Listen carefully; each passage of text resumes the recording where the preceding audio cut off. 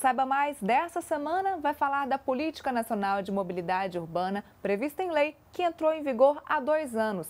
E para tratar desse assunto, vamos conversar com o professor Paulo César Marques, que é professor da área de transportes da UNB. Qual é o Plano de Mobilidade Urbana? O que ele é, sinteticamente? A Política Nacional, na verdade, a lei é um conjunto de diretrizes que orienta a ação dos gestores municipais, principalmente municipais, mas também estaduais, no sentido de garantir que o sistema de mobilidade aconteça de uma forma mais racional e mais universal. Os principais objetivos são priorizar as pessoas sobre os veículos, priorizar o transporte coletivo sobre o transporte individual e priorizar o transporte não motorizado sobre o transporte motorizado. O conceito geral que embasa a Lei 2.587 é o conceito da mobilidade sustentável. Significa que assegurar que todas as pessoas tenham direito à mobilidade, que a economia aconteça, se desenvolva por conta da mobilidade, mas sem comprometer os recursos que a sociedade, os recursos da sociedade, particularmente em termos de gerações futuras. Então, a ocupação do espaço urbano, a questão da poluição, o uso mais público, mais republicano dos espaços. Atribuições da União, estados e municípios. Os municípios são os responsáveis por elaborar, implementar, fiscalizar todas as medidas relacionadas à mobilidade urbana. A principal atribuição, a mais imediata, o prazo, inclusive, está correndo, porque a lei foi sancionada em 2012, dando prazo até abril de 2015 para que os municípios elaborem seus planos de mobilidade. Os planos de mobilidade são os pactos que acontecem dentro dos municípios entre o governo e a sociedade. Que caminhos aquela cidade quer para a mobilidade urbana. Então, a lei orienta esses princípios, dessas prioridades, etc., precisam estar previstas num plano de mobilidade que seja pactuado entre os diversos atores nas cidades, e essas cidades são, a sociedade dessas cidades é responsável por fiscalizar e acompanhar a implementação desses diversos planos. Então, essa é a atribuição central dos municípios.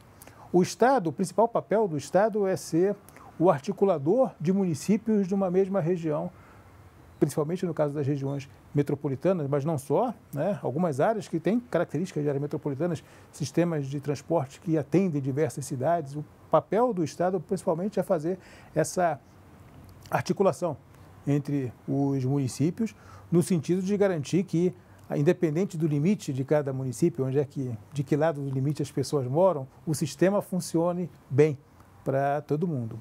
O papel da União é, além de acompanhar a execução dessas diretrizes, principalmente no caso de alocação de recursos, previsão, alocação de recursos para a implementação dessas medidas. Por exemplo, um plano cicloviário que uma cidade decida implantar, deve ter o suporte do governo federal a partir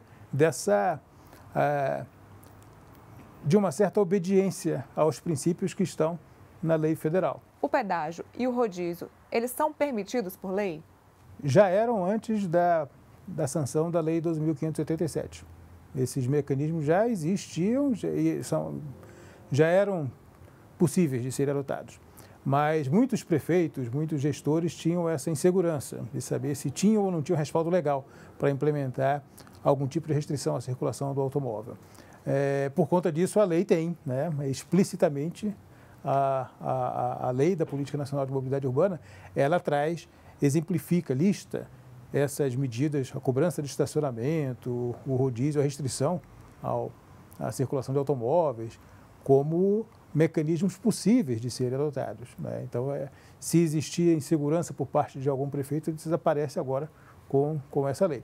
A responsabilidade continua sendo do município de fazer a implementação dentro do que faz parte do plano de mobilidade. No caso das cidades que implantam pedágio urbano, o objetivo não é ter cada vez mais gente usando para financiar a infraestrutura. É um mecanismo para inibir o uso do automóvel. E os recursos que forem angariados serem utilizados na no fomento, na implementação de melhorias do transporte coletivo, né? Principalmente o transporte coletivo, o transporte não motorizado, enfim. Qual é o plano de mobilidade urbana? O que ele é, sinteticamente? Assim como as cidades têm os seus planos diretores, planos diretores de ordenamento territorial, que apontam quais são os usos e as ocupações que são possíveis em cada cidade, qual é a previsão de expansão territorial da cidade, das ocupações na cidade. O plano de mobilidade faz isso com o transporte. É mais ou menos como a ideia do que até pouco tempo atrás nós chamávamos de Plano Diretor de Transporte Urbano, né? O PDTU, que várias cidades têm, ou os PTUs, os Planos de Transporte Urbano. É mais ou menos a mesma coisa, só que o plano de transporte urbano é muito baseado na criação de sistemas de transporte, ou a construção de infraestrutura, ou a implantação de sistemas de metrô, de trem, etc. Pensam muito dessa forma. Quando se fala de plano de mobilidade, vai além disso. Não é apenas a obra, não é apenas a implantação do sistema, mas é uma concepção de circulação. Então, o plano de mobilidade é maior do que um plano diretor de transporte, porque vai além da implantação de sistemas e trabalha com esses conceitos que, por isso mesmo, porque significam um compromisso entre governo e sociedade, um compromisso a favor da melhoria da qualidade de vida das pessoas, reduzindo as necessidades de viagem, reduzindo o número de viagens motorizadas, é preciso que seja pactuado, porque se não for bem pactuado, o mais comum é que os governantes atendam às demandas mais imediatas da população, que é mais rua, mais asfalto, mais viaduto, duplicação, etc., vai no sentido contrário ao conceito de mobilidade sustentável. O cidadão, o usuário, ele tem que participar desse sistema. Eu diria que num todo. O direito do usuário não é apenas o direito a ter um sistema de transporte de qualidade. É um direito à informação do sistema todo tipo de informação, tanto em termos operacionais, todo usuário tem o direito de saber quais são as linhas de ônibus, ou de trem, ou de metrô que vai usar, qual é o horário, como é que atende e tudo mais, mas também informações da própria gestão do sistema, a alocação dos recursos, a gestão financeira dos sistemas. Também faz parte, pode ser colocado dentro desse conjunto de direitos dos usuários, os mecanismos de participação popular e controle social. Por exemplo, a criação de conselhos de mobilidade nas cidades, ou um instrumento semelhante, né, que são conselhos gestores dos sistemas de mobilidade, que tem a participação do governo, mas tem a participação também da sociedade civil de forma, digamos assim, protagonista, né, não apenas para compor aquele conselho e fazer número e legitimar ações que são unilaterais do governo. O conceito que está embutido nos mecanismos de participação e controle social são de fazer da sociedade, das representações da sociedade, os protagonistas da elaboração dos planos de mobilidade e do acompanhamento da sua execução. Quais são os direitos, então, dos usuários do transporte? Ele é um cogestor do sistema. O direito dele acaba sendo uma responsabilidade também de toda a população. Ele é um cogestor do sistema. Para isso, ele precisa ter acesso a todas as informações. A lei que prevê a Política Nacional de Mobilidade, ela vem sendo respeitada, vem sendo seguida? Ela está em fase de implantação, né? Ela foi sancionada em janeiro de 2012, entrou em vigor, deu 3 meses, 90 dias para começar a vigência. Então, os prazos começaram a contar em abril de 2012, dando um prazo de 3 anos para que os municípios façam essas articulações, criem seus planos de mobilidade, aprovem nos seus respectivos parlamentos os planos de mobilidade. Então, nós estamos assistindo um processo de implantação. Pessoalmente, eu acho que a velocidade ainda é baixa. Poucas cidades estão, de fato,